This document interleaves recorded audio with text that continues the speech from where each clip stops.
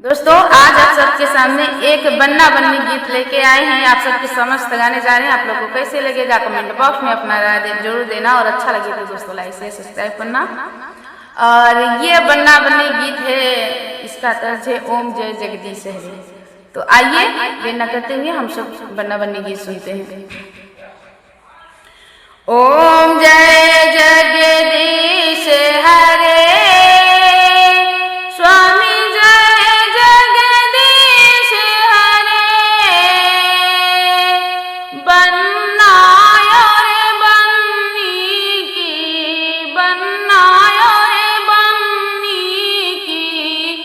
जोड़ी अमर करे।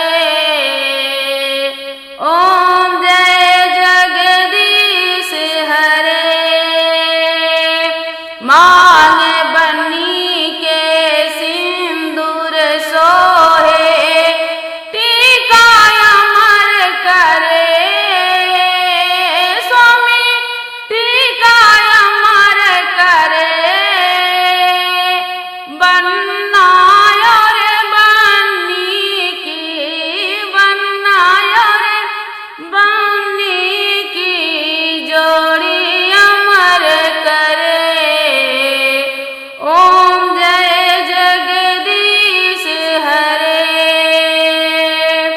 मात बन्नी के विद्या सोहे, कुंडल अमर करे।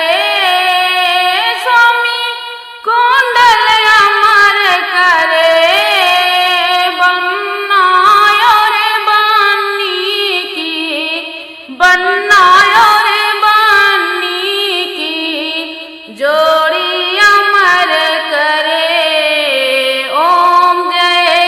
जगदीश हरे, गल बन्नी के हरवा सोहे, लॉकेट अमर करे।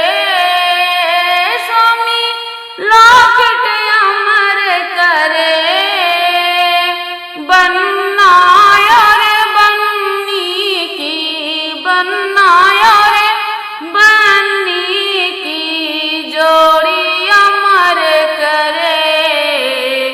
ओम जय जगदीश हरे, ओम जय